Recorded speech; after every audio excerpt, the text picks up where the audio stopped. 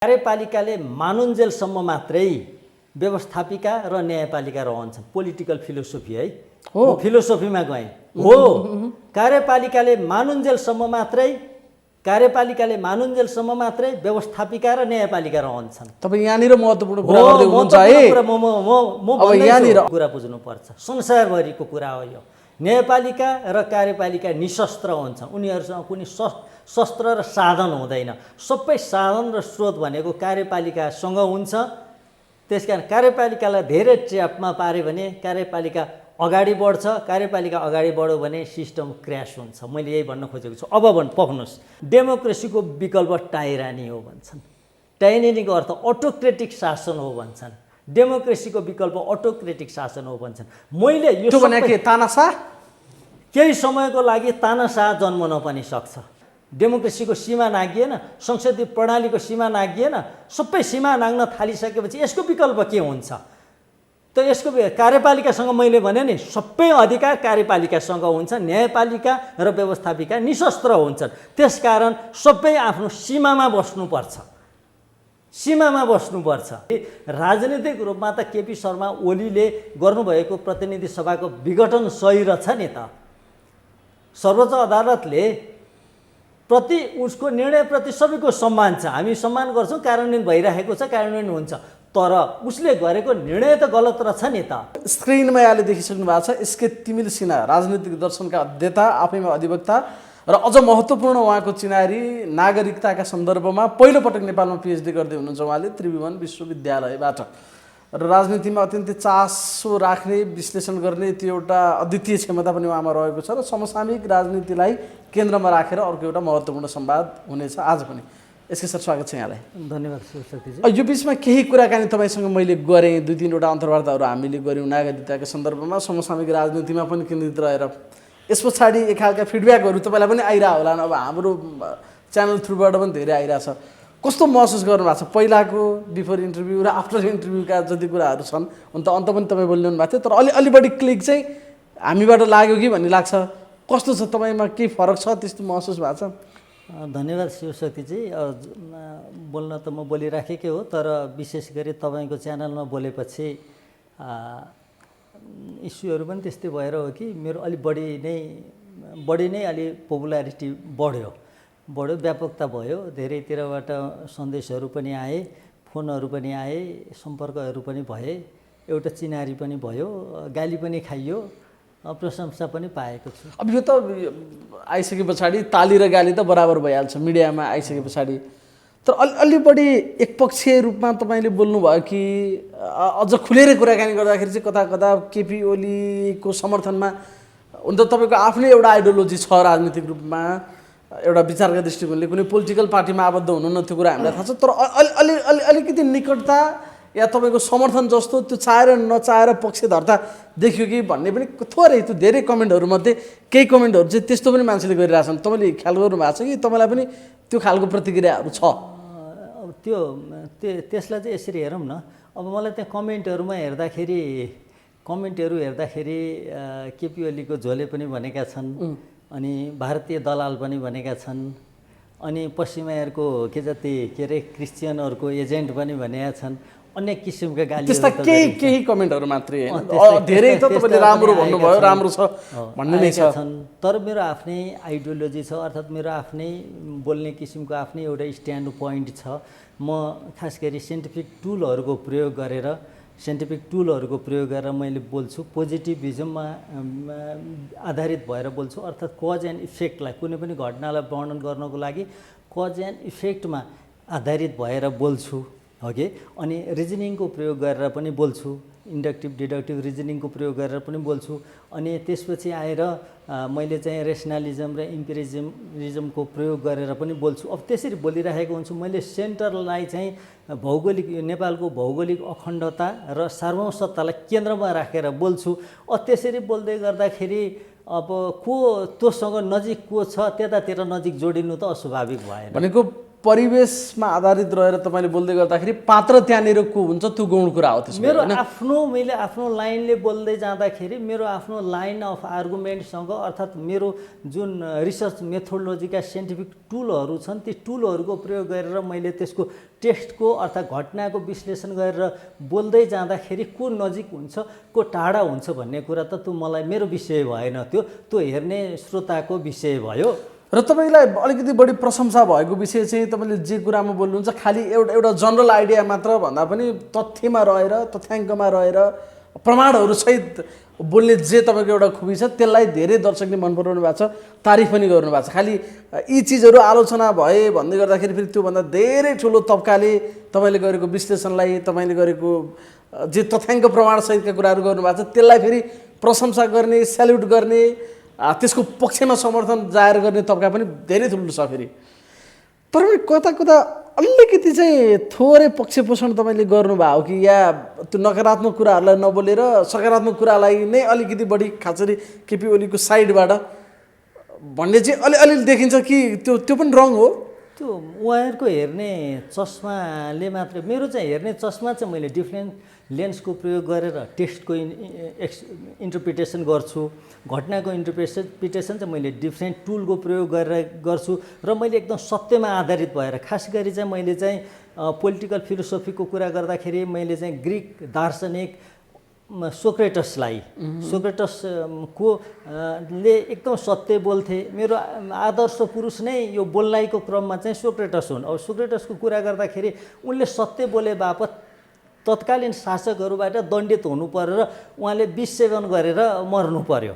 विष सेवन गरेर मर्नु सुकरात भनिन्छ नेपालीमा।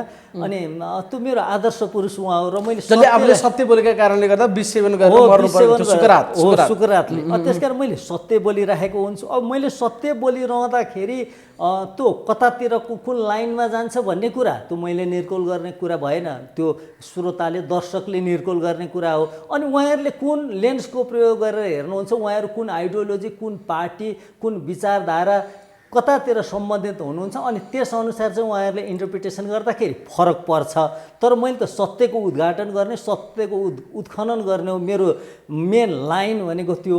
अब मैले त के भन्छु भनेदेखि मैले सत्य बोलिराखेको हुन्छु, मान्छेलाई शिक्षा दिइराखेको हुन्छु, ज्ञानको सञ्चार गराइराखेको हुन्छु। के सत्य हो भनेर त्यो ज्ञानको प्रवाह गराउने मेरो दृष्टिकोण हो। अब गर्दाखेरि अब कतिपय मान्छेहरूले त अन्यथा सोच्न सक्नुहुन्छ, तर मेरो भनाइ के छ भने बिस्तारै बिस्तारै उहाँहरूको पनि परिवेश मात्र महत्त्वपूर्ण हुँदैन कि त्यो परिवेशलाई त्यो परिवेश बनाउनुमा पात्रको पनि महत्त्वपूर्ण भूमिका रहन्छ। तपाईँले अहिले जसरी बोलिरहनु भएको छ त्यो कुरामा कोही पात्रप्रति देखियो भने त्यो पात्र चाहिँ त्यो परिवेश अनुसार अगाडि बढिरहेको छ भन्ने कुरा बुझ्नु पर्यो।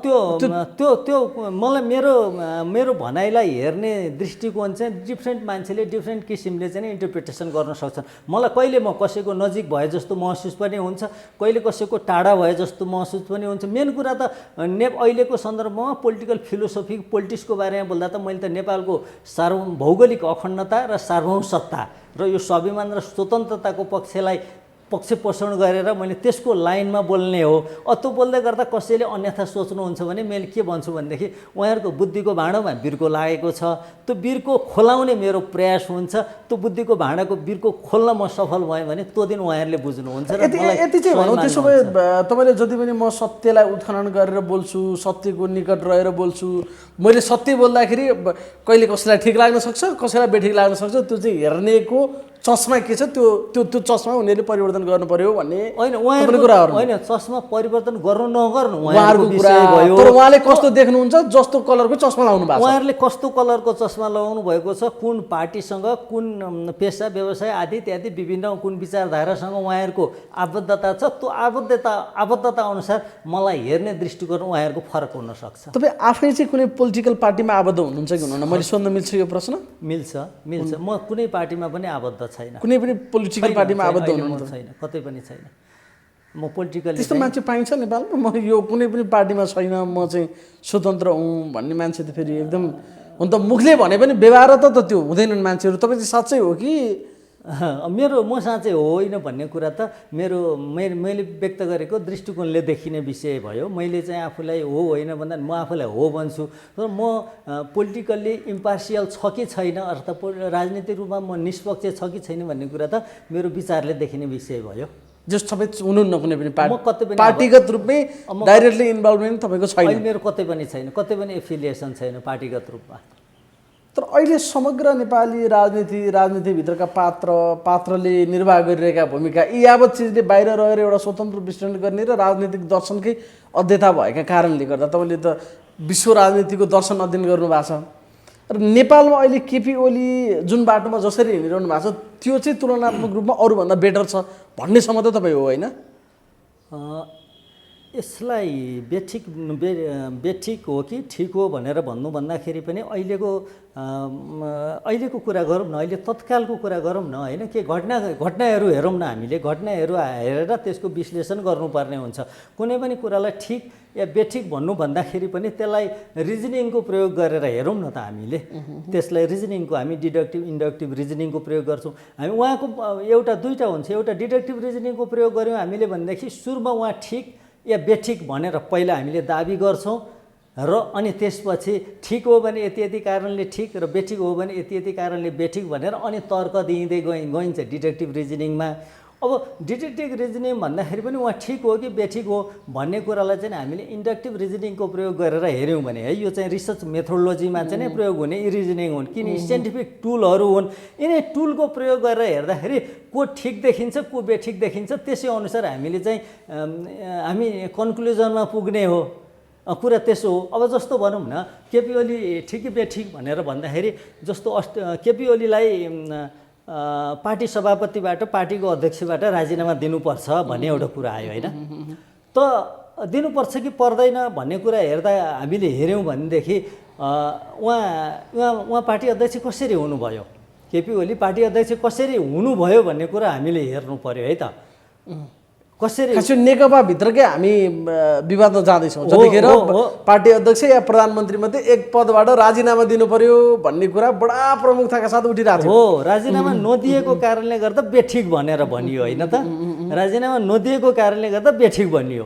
त हामीले ठिक र बेठिक छुट्याउँ न त, ठिक र बेठिक छुट्याउँदा एउटा रिजनिङको प्रयोग गरौँ। अर्को डेमोक्रेटिक फ्रेम के हो त, डेमोक्रेसी भनेको के हो त भनेर त्यो फ्रेमलाई हेरौँ। जस्तो भनौँ केपी ओली 2071 सालमा पार्टी अध्यक्षमा निर्वाचित हुनुभयो, त्यसभन्दा यता पार्टीको अर्को अधिवेशन भएको छैन।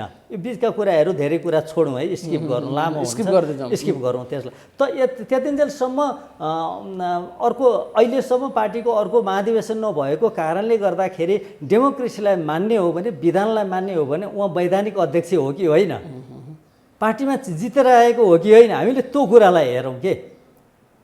त उहाँ लोकतान्त्रिक विधिले जितेर आउनु भएको भएदेखि उहाँलाई पदबाट डिस्चार्ज गर्न पनि अर्को लोकतान्त्रिक विधिको लागि त महाधिवेशनसम्म पर्खनु पर्छ। त बिचमा डेमोक्रेसी भनेको कसलाई कति बेला के बोल्न इच्छा लाग्छ, कसलेलाई कति बेला कसको राजीनामा माग्न इच्छा लाग्छ त्यति बेला राजीनामा माग्ने र त्यति बेला राजीनामा दिने त डेमोक्रेसीको परिभाषा त होइन नि त। डेमोक्रेसीमा आवधिक निर्वाचन हुन्छ, निर्वाचनमा नेतृत्व परिवर्तन गर्न पाइयो, तर जो नेतृत्व त्यहाँबाट जितेर आउँछ उसलाई अस्वीकार गर्न पाइँदैन, त्यसलाई अस्वीकार गर्न पाइँदैन।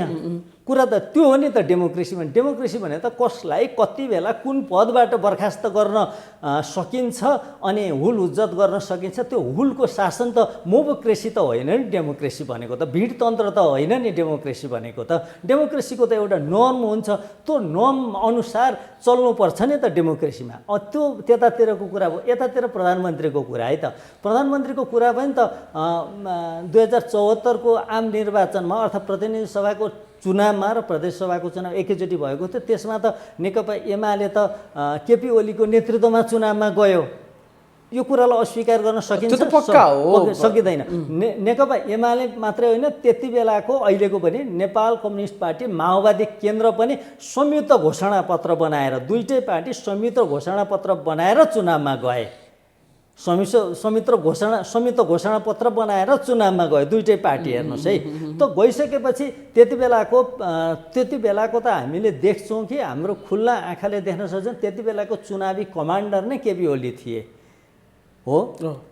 त्यति बेलाको चुनाव देख्ने मान्छेले त त्यति बेलाको चाहिँ पत्र पत्रिका हेर्ने सेकेन्ड ठ्याक्कै त्यो नभने पनि भावी प्रधानमन्त्री भन्ने एक खालको आकृति बनेको थियो केपी ओलीको व्यक्तित्वमा त्यतिखेर क्लियर थियो। त्यो 72 सालमा संविधान आइसकेपछि, नेपालको संविधान 2072 जारी भइसकेपछि अनि भारतले नाकाबन्दी गर्यो, त्यति बेला त्यसको डिफेन्ड गर्ने मान्छे प्रधानमन्त्री ओली हुनुहुन्थ्यो। उहाँले शानदार किसिमले डिफेन्ड गर्नुभयो, नाकाबन्दीको प्रतिकार गर्नुभयो। त्यसपछि एउटा राम्रो इमेज बनेको थियो। त्यही इमेजकोमा चाहिँ को आधारमा चाहिँ उहाँहरू चुनावमा जानुभयो अनि सबैले केपी आगामी प्रधानमन्त्री, आगामी कार्यकालको प्रधानमन्त्री केपी ओली भनेर सबैले मानेका हुन्। त मानिसकेपछि, आइसकेपछि, संसदीय दलको नेता उहाँ नै भइसकेपछि अनि त्यसपछि प्रधानमन्त्री भइसकेपछि त प्रधानमन्त्री फेर्ने त एउटा प्रक्रिया हुन्छ नि त। पार्टीभित्र पनि संसदीय दलको नेता फेर्नु पर्यो प्रधानमन्त्री फेर्नको लागि। त्यस कारण डेमोक्रेसी अब उहाँलाई बर्खास्त, उहाँलाई डिस्चार्ज गर्ने, उहाँलाई स्याक गर्ने हो भने त अर्को चुनावसम्म पर्खनु पर्यो। कोही पनि यहाँ व्यक्तिको कुरा किन गर्ने, कोही पनि जो भए पनि त्यो डेमोक्रेसीको दृश्य। डेमोक्रेसी मान्ने हो भने आवधिक निर्वाचन मान्नु पर्यो। निर्वाचन छ, डेमोक्रेसी छ। निर्वाचन छैन, डेमोक्रेसी छैन। त्यो डेमोक्रेसीको लागि त निर्वाचन मान्नु पर्छ। त्यो निर्वाचन आवधिक यो तपाईँले सोझो कुरा गर्नुभयो कि हुन त अब त्यो अलि अगाडिका घटनाक्रम हुन्, तर अहिलेको घटनाक्रममा त्यो कुरा इन्टररिलेटेड छ क्या। सोझो हिसाबमा हेर्दा ठिक छ, उहाँ संसदीय दलको नेता हो, संसदीय दलको नेताबाट परिवर्तन गरेर कि प्रधानमन्त्री बनाउनु पर्यो। पार्टी अध्यक्ष महाधिवेशनबाट निर्वाचित हो, अर्को महाधिवेशनबाट उहाँलाई हटाउन सकिन्छ, नभए स्वीकार्नुको विकल्प छैन। तर त्यो बिचमा केही घटनाक्रमहरू घटेका थिए। नेकपाको एकता हुँदै गर्दाखेरि पनि त्यहाँ ट्रमा इन कन्डिसन थियो, 2.5 वर्ष प्रधानमन्त्री खाने। त्यो त लिखित रहेछ नि, प्रधानमन्त्री स्वयंले पनि स्वीकार्नुभयो।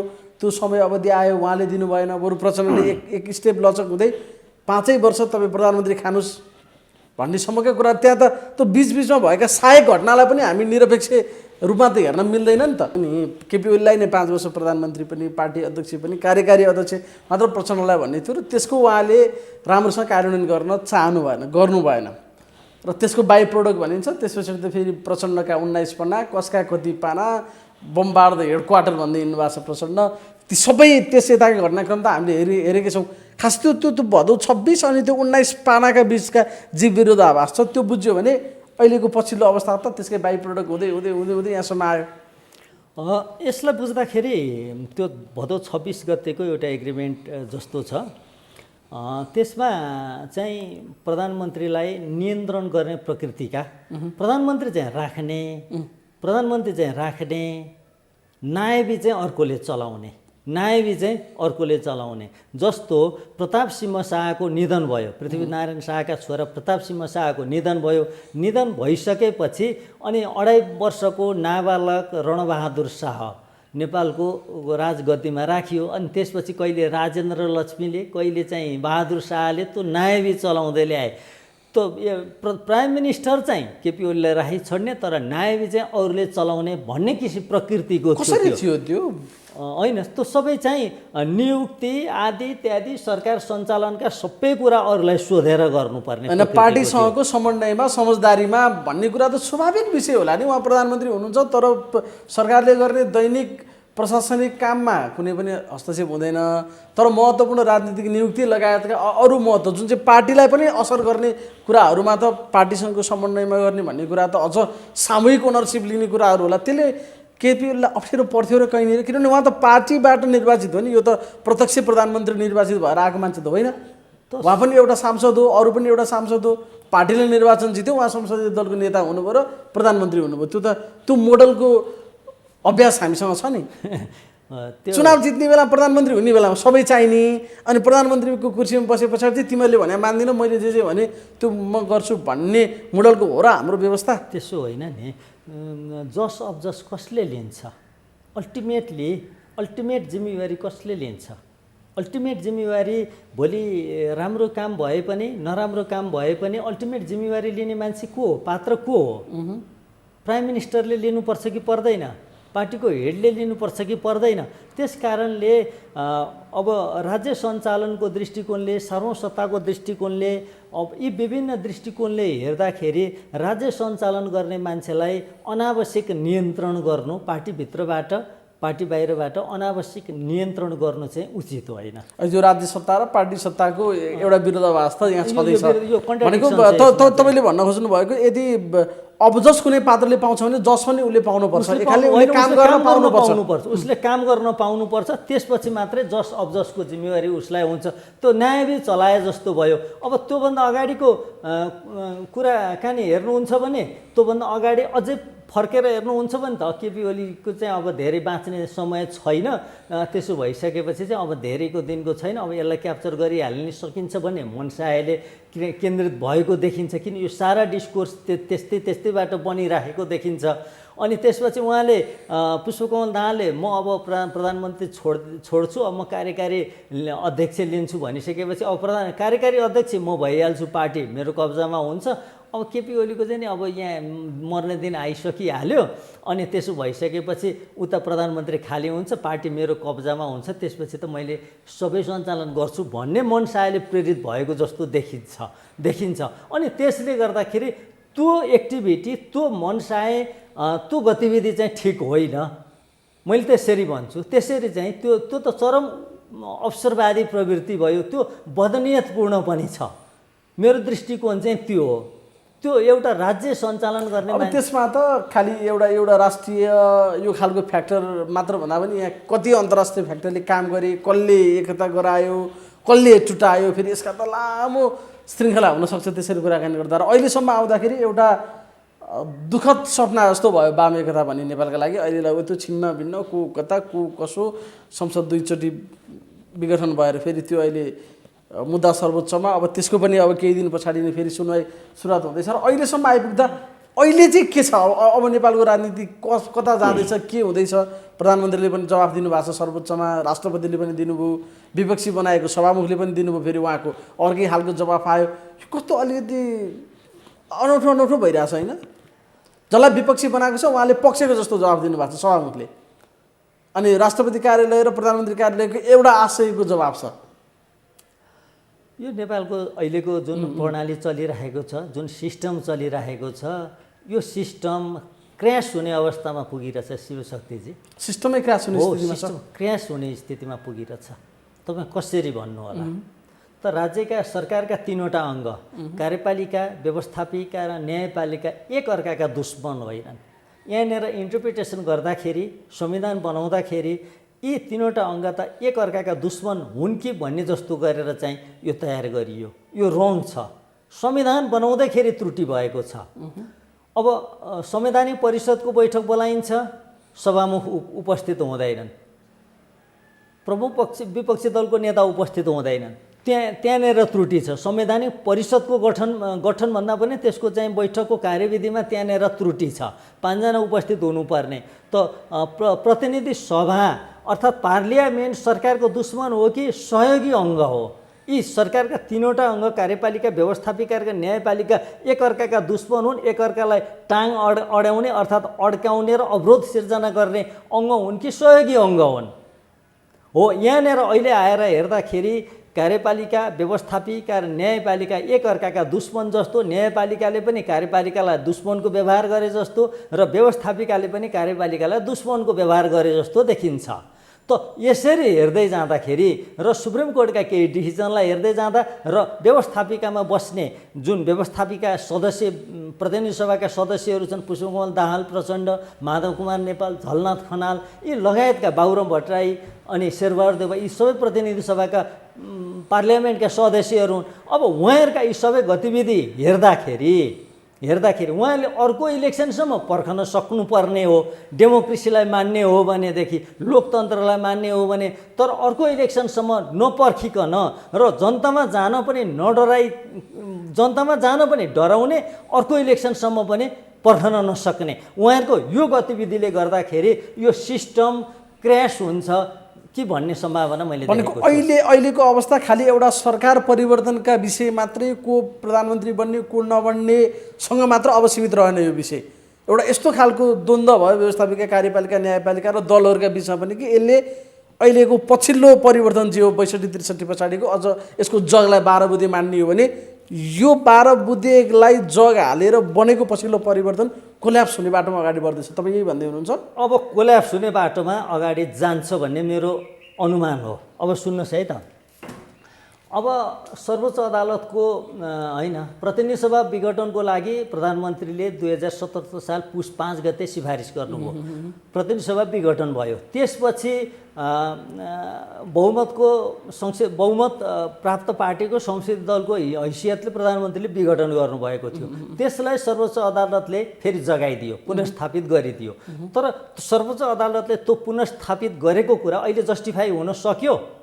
त अर्को सुन्नुहोस् है त, अब म तपाईँलाई एरिस्टोटलको प्रिन्सिपल अफ 4 कजेसमा लान्छु। एरिस्टोटल भनेको को भन्नुहुन्छ भने राजनीति शास्त्रको पिता हो, फादर अफ पोलिटिकल साइन्स। राजनीति शास्त्रको पिता मानिन्छ, संसार दुनियाँभरि मानिन्छ। फेरि एरिस्टोटलको कुरा गर्दै गर्दा प्लेटोको कुरा गर्दा त यो त क्रिस्चियन रहेछ, यो त पश्चिमा मान्छे रहेछ भन्लान् हाम्रो दर्शकले। तर क्राइस्ट जन्मनुभन्दा 400 वर्ष अगाडिका मान्छेहरू यिनीहरू। अनि त्यो त हामीले पढेरै आएका छौँ। नपढ्ने मान्छेहरूले त उनले 4वटा थ्योरीको कुरा गरेका छन्। प्रिन्सिपल अफ 4 कजेस, कुनै पनि विषयलाई बुझ्नको लागि 4वटा सिद्धान्त बुझ्नुपर्छ भनेका छन्। त्यो कसरी बनेको छ, फर्मल कौज भनेका छन्, त्यो कसरी बनेको छ। अनि त्यसपछि आएर चाहिँ म्याटेरियल कौज भनेका छन् एरिस्टोटलले, कुनै पनि विषयलाई बुझ्नको लागि। अनि म्याटेरियल के कुराले त्यो बनेको छ। अर्को इफिसियन्ट कौज भनेका छन्, त्यो कसले बनाएको हो। र फाइनल कौज भनेका छन्, त्यो कुन उद्देश्यको लागि बनेको हो भनेर त्यसको चाहिँ कुनै पनि विषयको इन्टरप्रिटेसन गर्न सकिन्छ भने एरिस्टोटलले भनेको छ। त अब यसको चाहिँ प्रतिनिधि सभाको कसरी बनेको छ, कसले बनायो भन्नुभन्दा यसको फाइनल कौजमा जाउँ है त हामी। फाइनल कौजमा जाँदा के को लागि प्रतिनिधि सभाले के काम गर्छ त भन्नुभयो। प्रतिनिधि सभाले गर्ने काम भनेका 2टा काम हुन्। एउटा कानुन बनाउने, कानुन पास गर्ने एउटा विधायकी काम हुन्छ। अर्को चाहिँ सरकार बनाउने अर्थात् प्रधानमन्त्री छान्ने काम हुन्छ। त सर्वोच्च अदालतले प्रतिनिधि सभालाई पुनर्स्थापित गरेपछि यी 2टै काम गर्नको लागि प्रतिनिधि सभा सफल भयो। अर्को सरकार दिन सक्यो प्रतिनिधि सभाले, सकेन। अनि त्यसपछि पुनर्स्थापित भएपछि फागुन 11 गते भन्दा यता आएपछि प्रतिनिधि सभाले कतिवटा कानुन बनायो, कतिवटा कानुन पारित गर्यो। प्रतिनिधि सभा सबैको दाउपेचको केन्द्र भन्यो प्रतिनिधि सभा। पुस 5 गते भन्नुहोस् न, विघटन भएर पुनर्स्थापित भएपछि हो म भनिसक्छु। त प्रतिनिधि सभाको पहिलो बैठक बस्यो। पहिलो बैठकमा केही अध्यादेशहरू पारित गर्नको लागि चाहिँ पेश गरेको थियो सरकारले, जसले प्रतिनिधि सभाको पुनर्स्थापना हुनुपर्छ भनेर भन्नुभएको थियो। उहाँहरूले नै बैठक बहिष्कार गरेर हिँड्नुभयो। भनेपछि मैले भन्नु खोजेको कुरा के हो भन्नुहुन्छ भने सर्वोच्च अदालतले एउटा पुनर्स्थापित त गर, उसको अधिकारको कुरा थियो होला। तर त्यो पुनर्स्थापित गरिसकेपछि त्यो प्रतिनिधि सभा कामयाबी हुन सक्यो कि सकेन, उसको आफ्नो लक्ष्यमा हिँड्न सक्यो सकेन भन्दाखेरि काम गर्न सकेन। यस अर्थमा भन्नुपर्दाखेरि राजनीतिक रूपमा त केपी शर्मा ओलीले गर्नुभएको प्रतिनिधि सभाको विघटन सही रहेछ नि त। सर्वोच्च अदालतले उसको निर्णयप्रति सबैको सम्मान छ, हामी सम्मान गर्छौँ, कार्यान्वयन भइरहेको छ, कार्यान्वयन हुन्छ। तर उसले गरेको निर्णय त गलत रहेछ नि त। उसले त गलत निर्णय उसले त कानुन हेर्यो, राजनीति हेरेन। कानुन हेर्यो, राजनीति हेरेन। संविधान हेर्यो, राजनीति हेरेन। तर यो त देवानी र फौजदारी मुद्दा त होइन नि। संविधानमा भएको सरकार प्रतिनिधि सभाको विघटन यसको पुनर्स्थापना हुने र नहुने भन्ने कुरा त कानुन हेरेर मात्रै यसको निर्कुल गर्ने विषय त होइन रहेछ। त्यसको भोलि त्यसको इम्प्याक्ट के हुन्छ, कसले विघटन गर्यो भन्ने विषय पनि रहेछ। ठिक छ, संविधानको धारा 76(2) बमोजिमको सरकारले विघटन गरेको भएदेखि 2 वा 2 भन्दा बढी दल मिलेर बनेको सरकारले विघटन गरेको भएदेखि त अर्को कोलाबोरेसन बन्न सक्छ भन्ने अवस्था हुन्थ्यो। तर बहुमत प्राप्त दलको प्रधानमन्त्रीले गरेको विघटन त पुनर्स्थापित भयो भने पनि अर्को वैकल्पिक सरकार त बन्न सक्ने रहेनछ। त्यस अर्थमा त त्यो निर्णय त रङ भयो नि त। त्यसमा चाहिँ पुनरावलोकन गर्नु पर्दैन। सुप्रिम कोर्टले आफूले गरेको निर्णय कति उद्देश्यमूलक भयो, टेलियोलोजिकल थ्योरी लगाएर त्यसलाई हेर्नु पर्दैन सुप्रिम कोर्टले। त्यो त रङ रहेछ नि त। अर्को सरकार पनि दिन सकेन, यो बिचमा अरू कानुन पनि बन्न सकेनन् भनेपछि यसले सरकारलाई, कार्यपालिकालाई सुप्रिम कोर्टले असहयोग गरेको अर्थात् कार्यपालिकाको गतिविधिमा उसले चाहिँ अवरोध सिर्जना गरेको भन्ने देखिन्छ। जस्तो अब सुप्रिम कोर्टको निर्णयहरू कस्तो आउँछ भन्ने विषयमा म तपाईँलाई एउटा चाहिँ दृष्टान्त नै दिन्छु। जस्तो अस्ति चाहिँ कर्णाली प्रदेशको विषयमा चाहिँ एउटा ठुलो त्यहाँनिर चाहिँ नेकपा एमाले समर्थक प्रदेशसभा सदस्यहरूले चाहिँ पार्टीको व्हिप उल्लङ्घन गरे। व्हिप उल्लङ्घन गरिसकेपछि उनीहरूलाई बर्खास्त गरियो। बर्खास्त गरिसकेपछि उनीहरूले सर्वोच्च अदालतमा फेरि रिट दायर गरे।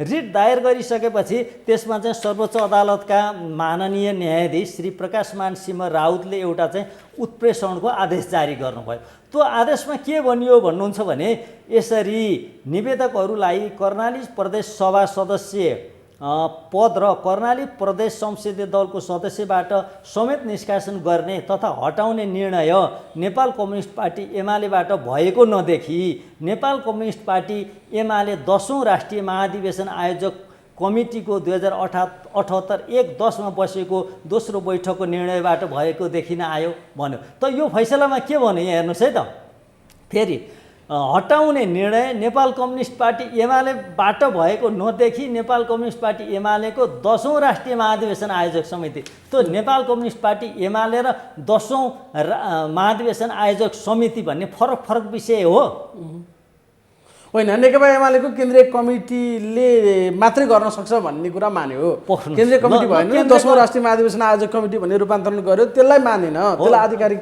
मानेन सर्वोच्च अदालतले। म यसैमा आउँदैछु। त यसरी नमानिसकेपछि नेपाल त्यसो फैसलाको तल भन्छ फेरि नेपाल कम्युनिस्ट पार्टी एमालेको केन्द्रीय समितिको निर्णयको हवाला दिएर निवेदकहरूसँग स्पष्टीकरण माग नगरेको अरे। नेपाल कम्युनिस्ट पार्टीको एमालेको केन्द्रीय कमिटीको हवाला दिएर स्पष्टीकरण माग नगरेको महाधिवेशन कमिटीले महाधिवेशन आयोजक समितिले आयोजक कमिटीले माग गरेको। तर त्यो चाहिँ नेकपा एमाले भन्दा भिन्नै इन्स्टिट्युसन हो अर्थात् भिन्नै अर्गनाइजेसन हो भनेर भन्नु। त अब पाउनुहोस्, अब यसैमा हामी कन्क्लुजनमा जाँदैनौँ। अब यसैमा जोडेर हामी भन्छौँ, छलफल गर्छौँ कि राजनैतिक दल सम्बन्धी ऐन 2073 को दफा 2 खमा के भन्छ भने यो पार्लियामेन्टले बनाएको हो। राजनैतिक दल सम्बन्धी ऐन 2073 को दफा 2 ख। अब यहाँ भनेको छ 2 खमा भन्छ केन्द्रीय समिति भन्नाले दलको विधान बमोजिम गठन हुने, केन्द्रीय समिति भन्नाले दलको विधान बमोजिम गठन हुने दलको केन्द्रीय कार्यकारिणी समिति सम्झनु पर्छ र सो शब्दले जुनसुकै नामाकरण गरिएको भए तापनि दलको तर्फबाट निर्णय गर्न सक्ने अख्तियारी पाएको केन्द्रीय निकाय वा केन्द्रीय तदर्थ समितिले समेतलाई जनाउँछ भनेर भनेको छ। भनेपछि सुप्रिम कोर्टको एकजना जजले न्याय सम्पादन गर्दै गर्दा त्योसँग सम्बन्धित नियम ऐन कानुन हेरेर गर्नुपर्छ कि पर्दैन, त्यसको असर कहाँ पर्छ भनेर हेर्नुपर्छ कि पर्दैन। यसको मतलब खालि इलेक्टेड भएर आएको त्यो केन्द्रीय कमिटी मात्रै होइन कि निर्णय गर्न सक्ने अरू तदर्थ कमिटीलाई समेत केन्द्रीय कमिटी हो भनेर मान्ने कानुन छ हो। नेपालको कानुन छ जसले त्यो महाधिवेशन आयोजक कमिटी बनाए पनि त्यसलाई केन्द्रीय कमिटी हो भनेर स्वीकार गर्छ संविधानले। त्यही सरहको अर्को निकाय छ भने त्यो पनि केन्द्रीय कमिटी सरह नै भयो भन्नाले हामीले त्यो महाधिवेशन आयोजक कमिटीलाई त्यो मान्न सक्यो जे चाहिँ होइन नेपालको कानुनले मान्यो संविधानमा त्यो कुरा छ भनौँ न, संविधान अनुसारको कानुन भन्यो नि। यो राजनीतिक दल सम्बन्धी ऐन 2073 त नेकपा एमालेको विधान त होइन नि, यो त नेपालको कानुन हो नि। त्यो एउटा मुद्दाको सन्दर्भमा निर्णय दिँदाखेरि त त्योसँग सम्बन्धित कानुनहरू हेरेर त्यसको न्याय सम्पादन अहिले हामी कुरा गर्दैछौँ कि यसले चाहिँ कार्यपालिका व्यवस्थापिका र न्यायपालिका कसरी फरक बाटोमा हिँडिरहेका छन्, कसैले एकले अर्कालाई सहयोगी होइन कि दुश्मन बनिरहेछन् भन्ने कुराको उदाहरण तपाईँ दिँदै हुनुहुन्छ होइन। कसरी त्रुटि भइराखेको छ, यसरी त्रुटि कसरी भइराखेको छ भन्ने कुरा चाहिँ मैले औँल्याइराखेको छु। यतातिर राजनीतिक दलहरू डेमोक्रेसीलाई मानिराखेका छैनन्, लोकतन्त्रलाई मानिराखेका छैनन्, बहुदलीय प्रणालीलाई मानिराखेका छैनन् हो। एकातिर त्यो छ मल्टिपार्टी सिस्टमलाई उनीहरूले चाहिँ छेदविच्छेद पार्न खोजिरहेका छन्। अर्कोतिर न्यायालयले दिएका निर्णयहरू पनि चाहिँ पर्याप्त अध्ययन बहस र छलफल बेगर र सुझबुझ बेगर आएका छन्। त यसले त सही बाटोतिर त लाँदैन। मैले यो एउटा उदाहरण पेश गरेँ, अघि अर्को उदाहरण पेश गरेँ। अहिले कतिपय मान्छेले तपाईँले भने जस्तै के आशंका आएको छ भने 72 सालको संविधान जारी हुँदाखेरि हाम्रो छिमेकी मुलुक भारत हामीसँग खुसी थिएन। त्यहाँबाट त एकजना उच्च तहकै मान्छे आएर थर्काएर पनि गए, त्यसका बावजुद पनि देशमा एक खालको राष्ट्रिय एकताको अवस्था बन्यो तत्कालीन अवस्थामा संविधान जारी भयो र त्यसको बदला लिन उसले खोजिरहेछ र चाहेर नचाहेर यो पक्ष या त्यो पक्ष नभनौँ, ती पक्षहरू कहीँ न कहीँ त्यो इन्ट्रेस्टको मतियार बनिरहेछन् भन्ने एउटा सवाल अहिले उठिरहेको छ। त्यसो भए त्यसो हुँदैछ अहिले? त्यो त एब्स्ट्र्याक्ट कुरा भयो नि त शिवशक्तिजी। त्यस्तो एब्स्ट्र्याक्ट कुरा गर्न मिल्छ त? त्यसलाई त कङ्क्रिट कुरा गर्नु पर्यो नि त। तपाईँले चित्रमा हेर्ने नि यो कुरा त कहाँ 1 र 1 2 जस्तो हुन्छ र? घटनाक्रम कसरी अगाडि बढिरहेछ? एउटै पार्टीको 2 तिहाई नजिकको जन्म थियो, पार्टी फुटेको छ, खालि एउटा पक्ष मात्र त्यसमा जिम्मेवार छैन होला नि, दुईटै पक्ष त्यहाँ जिम्मेवार थियो होला। अझ नेतृत्वका हिसाबमा बढी जिम्मेवार स्वाभाविक रूपमा केपी ओलीले लिन पर्थ्यो होला, होइन र? दुईटा आफ्नै पार्टीको 2 तिहाई छोडेर उहाँ अहिले राजेन्द्र महतोसँग किन यसरी सहकारी गरिरहनु भएको छ? ठिक छ, ठिक छ। अर्को पक्ष एकाले जुन 12 बुँदेको ओनरसिप जसले लिन चाहन्छ त्यो पक्ष त ध्रुवीकृत त छ नि त अहिले। ठिक छ। अनि यसले त त्यो आशंका त फेरि बढाउने भन्यो होइन? त्यो आशंकाको कुरा छँदैछ त। ठिक छ त। अब मैले अघि नै हामीले चर्चा गरिसक्यौँ कि अब केपी ओलीले कुन अवस्थामा मिलाउन सक्नुहुन्थ्यो भन्दाखेरि प्रधानमन्त्रीबाट पनि राजीनामा दिनु पर्थ्यो र पार्टी अध्यक्षबाट पनि राजीनामा दिनु पर्थ्यो। त कसलाई चाहिँ तत्काल चाहिँ एउटा डेमोक्रेटिक प्रोसेसबाट आइसकेपछि अर्को डेमोक्रेटिक प्रोसेस नआउन्जेलसम्म, अर्को महाधिवेशन या अर्को चुनाव नआउन्जेलसम्म पद पहिल्यै चाहियो भनेर कसलाई उकासियो त? बिगार्ने मान्छे त त्यो नि। बुझ्यो भदौको 26 गते तपाईँ नै 5 वर्षको प्रधानमन्त्री र पार्टी अध्यक्ष हो भनेर निर्णय गरेको कुरालाई पनि बिर्सिनु भएन नि। खालि उनीहरूले त्यसभन्दा पछाडिका नियुक्ति प्रधानमन्त्रीमा 2 जना मेरा मान्छे चाहियो भनेको थियो होला प्रचण्डले, 1 जना मान्छे मेरो चाहियो भनेको थियो होला माधव नेपालले। प्रचण्डलाई 2 जना मन्त्री दिनलाई गाह्रो भएर यति गरेका केपी ओलीले 12 जना मान्छे राजेन्द्र महतोको मान्छेलाई मन्त्रीत्व दिए नि त। त्यसलाई पनि ठिकै भन्नुपर्छ त। अब अहिले पछिल्लो समयमा घटनामा धेरै परिवर्तन भइसकेको छ।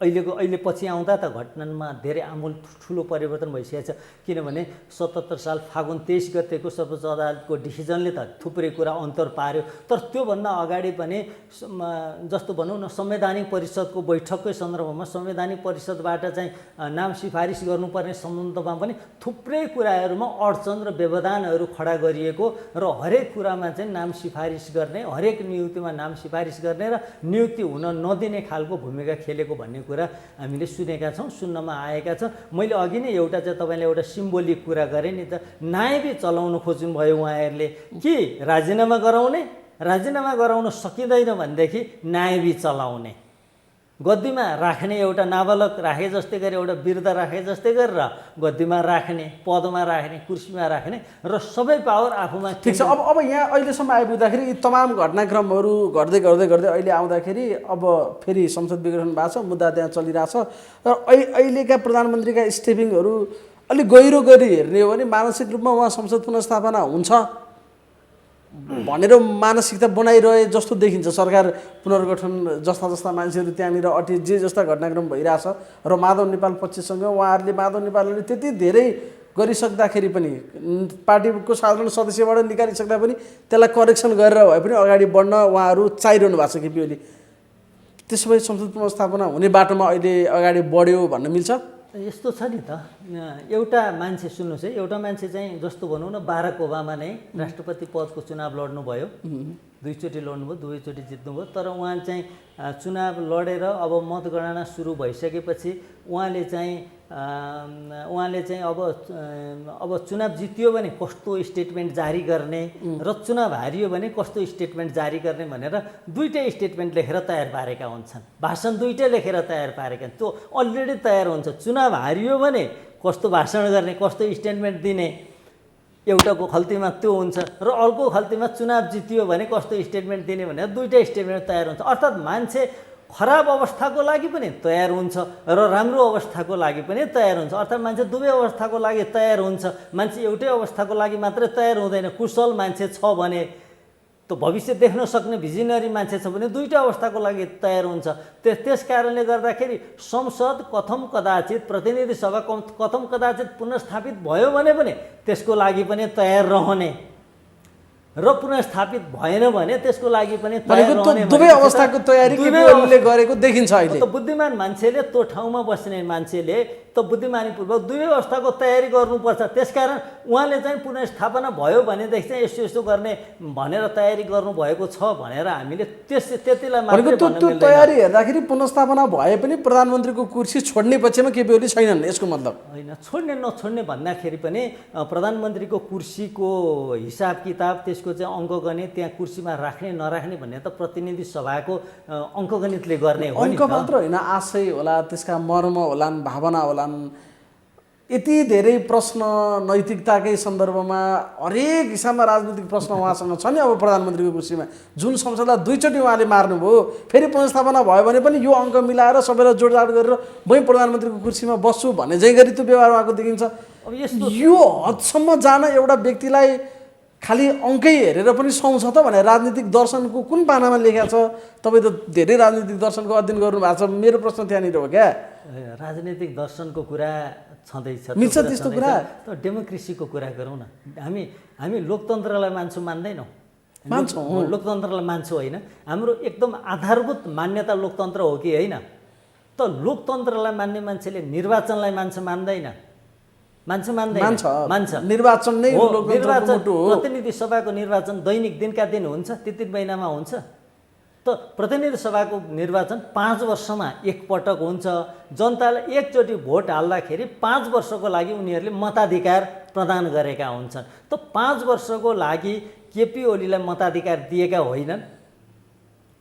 त 5 वर्षको लागि मताधिकार दिएका हुन् भनेदेखि त त्यतिन्जेलसम्म यो कुर्सीमा बसेर यो देशको सेवा गर्ने मेरो अधिकार हो भनेर दाबी गर्नु तपाईँ भए पनि के अनौठो कुरा हुन्छ?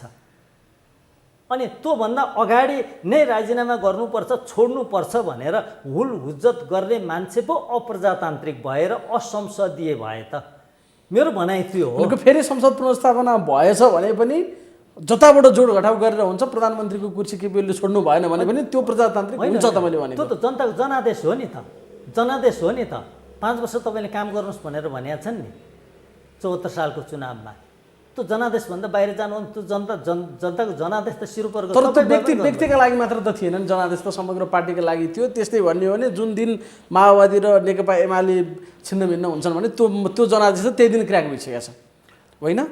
किनभने संयुक्त घोषणापत्रमा निर्वाचन जित्ने, केपी ओली सरकारमा बस्ने, पुष्पकमल दाहाल प्रतिपक्षमा बस्ने जनादेश त होइन होला। या पुष्पकमल दाहाल प्रधानमन्त्री बन्ने, केपी ओली प्रतिपक्ष बस्ने पनि जनादेश होइन होला। वाम गठबन्धनलाई होला नि जनादेश त। यसको मतलब यसरी जाउँ न त। अब ठिक छ तपाईँको कुरा, यसरी जाउँ न त भनेपछि कोही मान्छे प्राइम मिनिस्टर हुन्छ, अनि केही मान्छेले हुल हुज्जत गर्छन्, तपाईँले राजीनामा दिनु पर्यो भन्छन्, पार्टी अध्यक्ष छोड्नु पर्यो भन्छन्, अनि बिचमै छोड्ने, अनि यही क्षेत्रबाट कोही माननीय जितेको हुन्छ, अनि त्यो माननीय कतै भिजिटमा आउँछन्, तपाईँ राजीनामा दिनुहोस्, तपाईँको काम छैन, हामी अर्को चुनाव गर्छौँ भन्छन्, अनि त्यहीँ छोड्ने, अनि यो नगरपालिकाको मेयरले पनि छोड्ने, उपमेयरले पनि छोड्ने, केही मान्छेले हप्काउँछन्, वडा अध्यक्षले पनि छोड्ने हो। यही हो डेमोक्रेसी भनेको कि के हो डेमोक्रेसी भनेको? मैले डेमोक्रेसी अहिले बुझेन। डेमोक्रेसी भनेको इलेक्सनबाट हुन्छ, जनताले अभिमत जाहेर गर्छन्, त्यो अभिमत निश्चित अवधिको लागि हुन्छ, त्यो कसैको नेतृत्वमा भएको हुन्छ। तपाईँको कुरा चाहिँ के छ भने मानव केपी ओली प्रत्यक्ष निर्वाचित प्रधानमन्त्री हो भन्ने आलोकमा रहेर तपाईँ कुराकानी भन्नु भएको छ। हो, केपी ओली चुनावी कमान्डर पनि थिए, एक खालको आकृति केपी ओली नै प्रधानमन्त्री बन्छ भन्ने पनि थियो। तर प्रधानमन्त्री केपी ओली नै बन्ने हो भनेर चाहिँ मत मागिएको थिएन र त्यो व्यवस्था होइन, सैद्धान्तिक रूपमा होइन नि त्यो कुरा हो। भावनात्मक रूपमा ती कुराहरू थिए होला।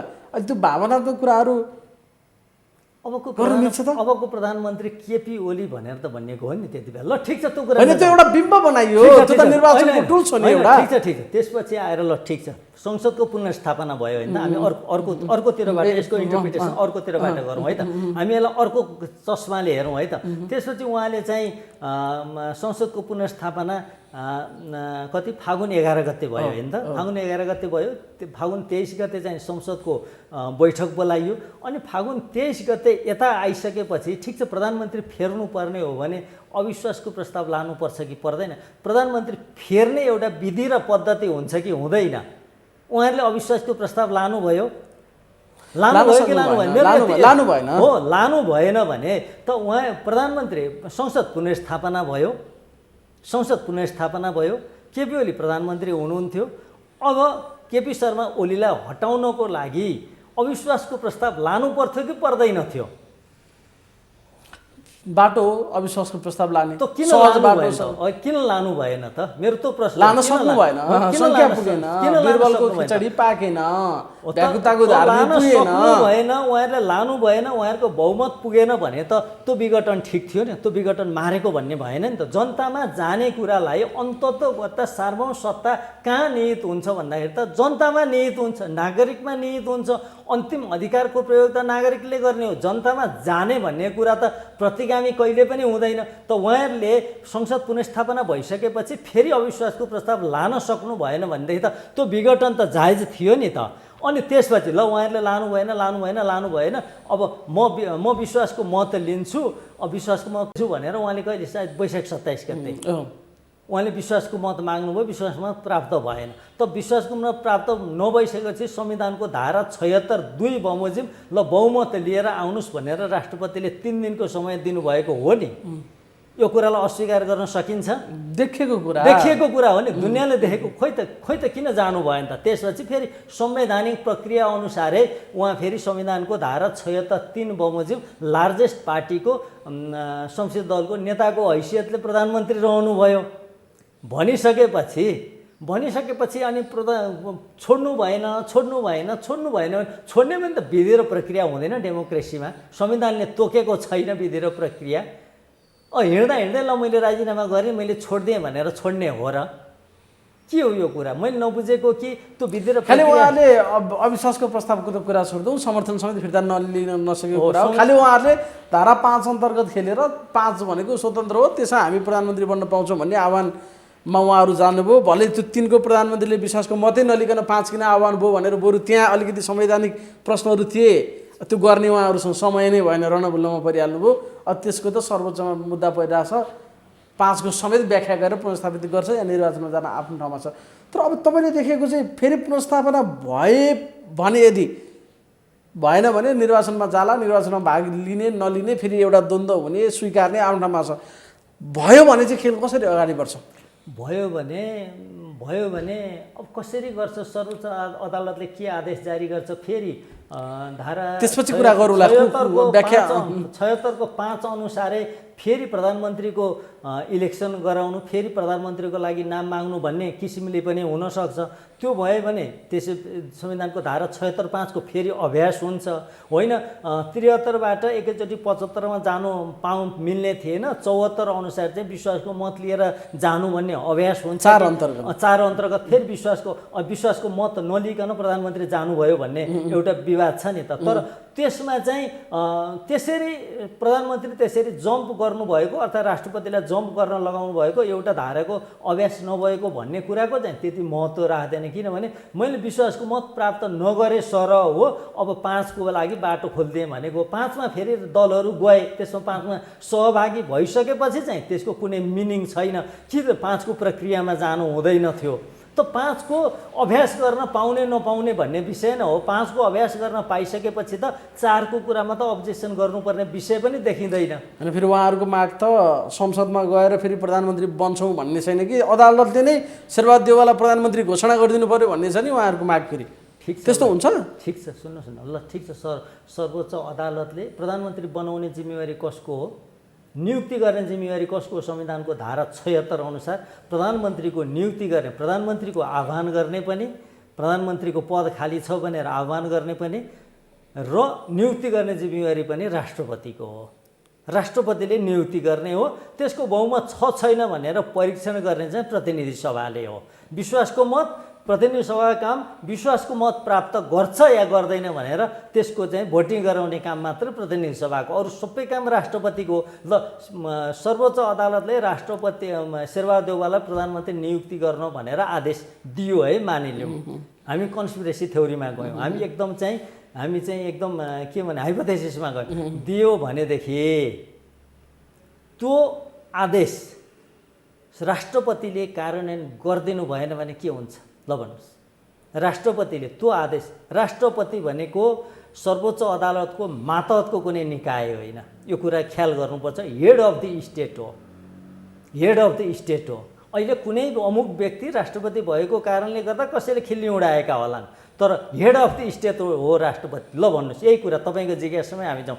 राष्ट्रपतिले त्यो निर्णयलाई त्यो आदेशलाई कार्यान्वयन त्यो आदेशलाई कार्यान्वयन गर्नु भएन भने के हुन्छ एउटा प्रश्न छ कि अदालतले सिधै फलाउनलाई प्रधानमन्त्री भनेर त सायद घोषणा नगर्ला नि, त्यसलाई गर्दाखेरि एक नम्बर कुरा गर्नै मिल्दैन, गर्दैन। त्यो एकदमै चरम लापरवाही हुन्छ। यो यसभन्दा अगाडिका फैसला जस्तै हुन्छ। त कार्यान्वयन गर्नु भएन भने त सर्वोच्च अदालतले राष्ट्रपतिलाई के मानहानिमा मुद्दा चलाउन सक्छ? अदालतको अवहेलनामा मुद्दा चलाउन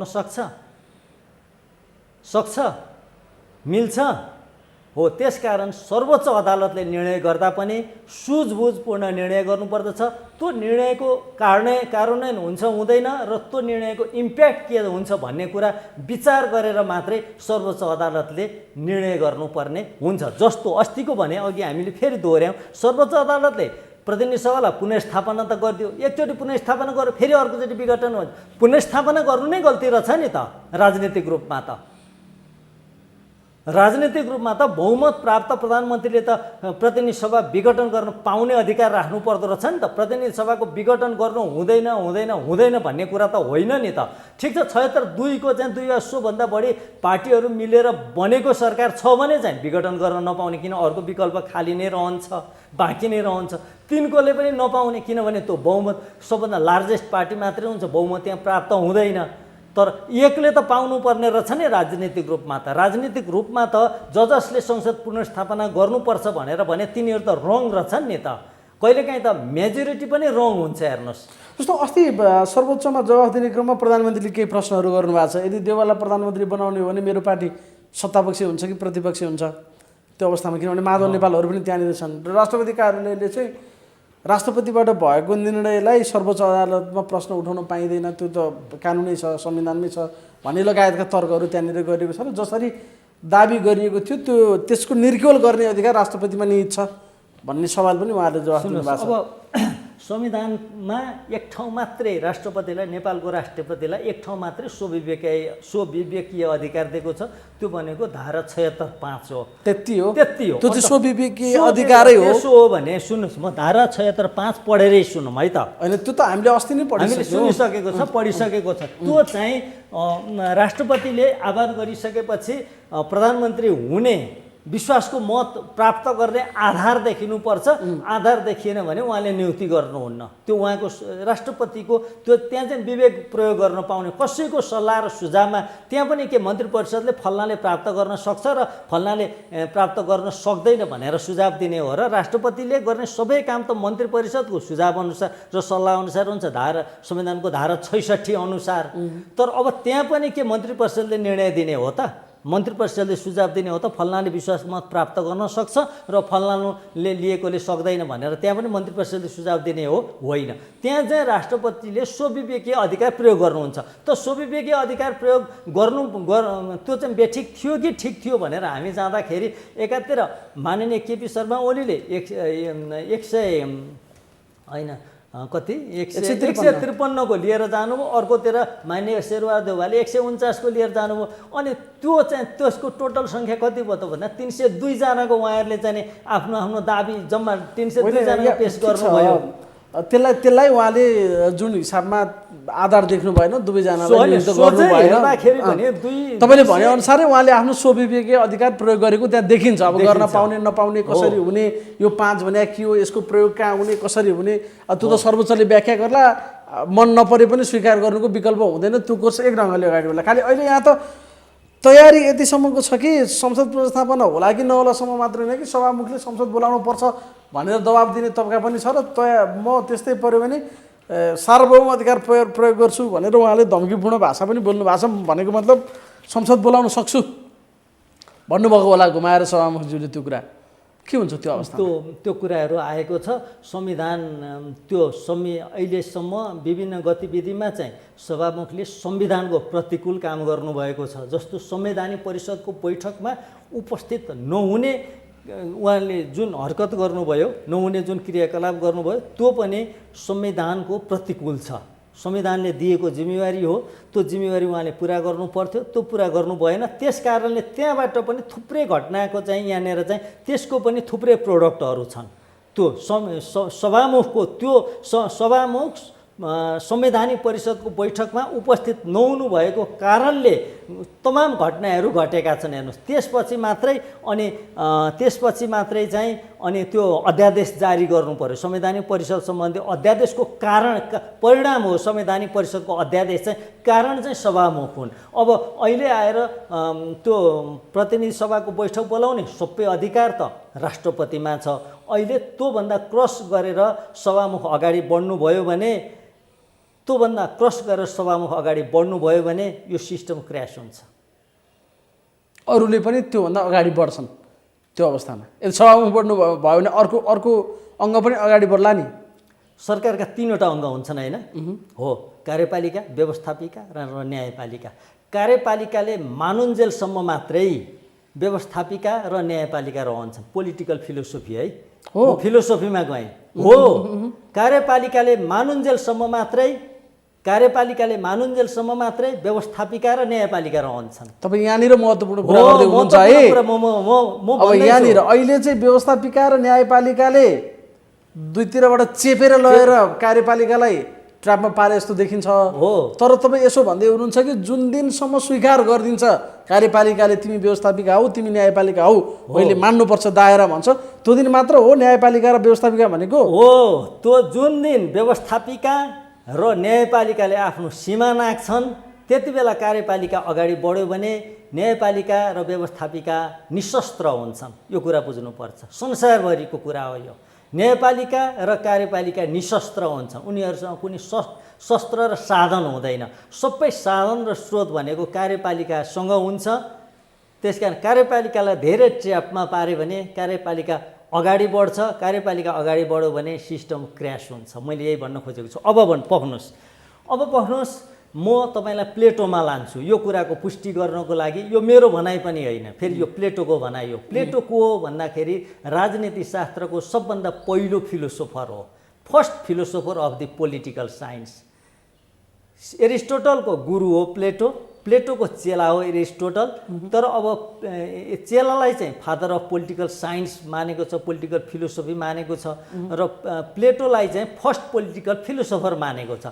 अब प्लेटोले चाहिँ सरकारका केही स्वरूपहरूको बारेमा चर्चा गरेका छन्। सुन्नुहोस्, उनले चाहिँ पहिलो शासन भनेको एरिस्टोक्रेसी भनेका छन्। दोस्रो शासन भनेको टाइमोक्रेसी भनेका छन् उनले। तेस्रो शासन भनेको ओलिगार्की भनेका छन्। चौथो शासन भनेको डेमोक्रेसी भनेका छन्। प्लेटोले डेमोक्रेसी राम्रो शासन व्यवस्था हो भनेर मान्दैनन्। न प्लेटोले मान्छन्, न प्लेटोका गुरु सुकरातले मान्छन्। उनीहरूले डेमोक्रेसीलाई राम्रो शासन मान्दैनन्। तर डेमोक्रेसी पनि क्र्यास भयो भने, डेमोक्रेसी फेल भयो भने यहाँ मान्छेहरूले के भन्छन्? डेमोक्रेसीको विकल्प डेमोक्रेसी हो भनेर भन्छन्। डेमोक्रेसीको विकल्प अझ डेमोक्रेसी हो भन्छन्। डेमोक्रेसीको विकल्प उन्नत डेमोक्रेसी हो भन्छन्। तर प्लेटोले भन्छन् डेमोक्रेसीको विकल्प टाइरानी हो भन्छन्। टाइरानीको अर्थ अटोक्रेटिक शासन हो भन्छन्। डेमोक्रेसीको विकल्प अटोक्रेटिक शासन हो भन्छन्। मैले यो भनेको तानाशाह केही समयको लागि तानाशाह जन्मन पनि सक्छ यो साइकलमा। डेमोक्रेसीको विकल्प डेमोक्रेसी किन फेल हुन्छ भन्नुहुन्छ भने मान्छेले असीमित अधिकारको प्रयोग गर्न चाहन्छ। मानिसका असीमित निडहरू हुन्छन् प्लेटोको अनुसार। स्वतन्त्रताको उपभोग पनि सीमाभन्दा बढी गर्न चाहन्छन्। सीमाभन्दा बढी गर्न चाहन्छन्। जब सीमाभन्दा बढी अधिकारको प्रयोग गर्न खोज्छन्, सीमाभन्दा बढी स्वतन्त्रता चाहन्छन्। अहिले सीमाभन्दा बढी स्वतन्त्रता चाहियो नि माधव कुमार नेपाललाई। अहिले प्रधानमन्त्री चाहियो नि, अहिले पार्टी अध्यक्ष चाहियो नि। राष्ट्रपति प्रधानमन्त्री जोसुकैलाई पनि मुख छोडेर जति भन्न पाउने व्यवस्था यो त मलाई भनिसक्न दिनुहोस् न। यहाँ सीमा कहाँनिर नागियो? डेमोक्रेसी किन फेल हुन्छ? त पुष्पकमल दाहाल प्रचण्डलाई अहिले चाहियो नि सीमा नागेर। त संवैधानिक प्रोसेस अनुसार हुनु पर्यो नि त। अहिले सभामुखको कुरा गर्नुभयो। प्रतिनिधि सभाको बैठक बोलाउने त एउटा प्रक्रिया छ, राष्ट्रपतिले बोलाउनुहुन्छ। संविधानले सीमा तोकेको छ। यदि सीमा नागेर जानुभयो भने उहाँलाई बढी स्वतन्त्रता चाहियो होइन त? डेमोक्रेसी किन फेल हुन्छ भने जब इन्स्टिट्युसनहरूले बढी स्वतन्त्रता चाहन्छन्, बढी अधिकारको प्रयोग गर्न चाहन्छन्, अनि बढी हक र अधिकारहरू चाहन्छन्। अहिले न्यायपालिकाको पनि भएको त्यही हो। न्यायपालिकालाई पनि बढीभन्दा बढी हक अधिकार चाहियो। उसले पनि हक अधिकारको सीमा नाग्न थालिसक्यो। प्रतिनिधि सभाले पनि सीमा नाग्न थालिसक्यो। यी माननीयहरू बाबुराम भट्टराई, शेरबहादुर देउवा लगायतका यी सबैलाई चाहिँ अस्ति चाहिँ के भन्नुभयो झलनाथ खनाल, आज उहाँ चाहिँ नि अब बिरामी हुनुहुन्छ, टिप्पणी गर्नु पनि त्यति उचित होइन। अस्ति पुस माघतिर त उहाँले के भन्नुभयो भन्दाखेरि म अब राष्ट्रपति हुनको लागि तयार भइसकेँ, अब म राष्ट्रपति हुन्छु, मेरो राष्ट्रपति हुनलाई मन्जुरी छ भनेर पनि भन्नुभयो। त्यो विभिन्न ठाउँमा आयो। त राष्ट्रपति कति वर्षको लागि निर्वाचित हुन्छ? 5 वर्षको लागि। त अर्को राष्ट्रपति निर्वाचित नहुन्जेलसम्म राष्ट्रपतिको कार्यकाल अगाडि चलिरहन्छ। त राष्ट्रपति कसरी पदमुक्त हुन्छ? 2/3 हुन्छ। त 2/3 पदमुक्त हुने अवस्था थियो? थिएन। राष्ट्रपतिले राजीनामा गर्न सक्ने अवस्था थियो? थिएन। भनेपछि मान्छेलाई अति धेरै फ्रिडम चाहिसक्यो, अब अति धेरै अधिकारको प्रयोग गर्न सक्ने भइसके। त यस अवस्थामा प्लेटोले भने जस्तै यो डेमोक्रेसी क्र्यास भएर टाइरानीमा जान पनि सक्छ। म त्यही कुरा भन्दैछु यहाँनिर। त्यही घटनाको सङ्केत मैले प्लेटोको चाहिँ फ्रेमवर्कभित्र बसेर प्लेटोले भने बमोजिम मैले इन्टरप्रिटेसन गर्दाखेरि किन त्यता जान्छ त? कसले बढी अधिकारको प्रयोग गर्नुभयो त? तपाईँले गर्नुभयो, मैले गरेँ? होइन नि। टाइरानीमा जाँदा को जान्छ? कार्यपालिका जान्छ। कार्यपालिका को हो भने को? राष्ट्रपति र प्रधानमन्त्री हो। अनि अहिले सबै अधिकारको प्रयोग कसले गर्छ? उसले गर्छ। अहिले तपाईँ यसो भन्दै हुनुहुन्छ कि उयो अति भएपछि क्षति हुन्छ भन्ने हाम्रो एउटा ग्रामीण भनाइ पनि छ। त्यसलाई प्लेटोको सिद्धान्तमा तपाईँले भनिदिनु भयो होइन? प्लेटोको फ्रेममा बसेर मैले तपाईँले भन्नुभयो। यसको मतलब चाहिँ यदि डेमोक्रेसी क्र्यास हुन्छ भने बढी डेमोक्रेसीले गर्दा क्र्यास हुन्छ हैन? बढी डेमोक्रेसीको चाहिने भन्दा बढी आशाले क्र्यास हुन्छ।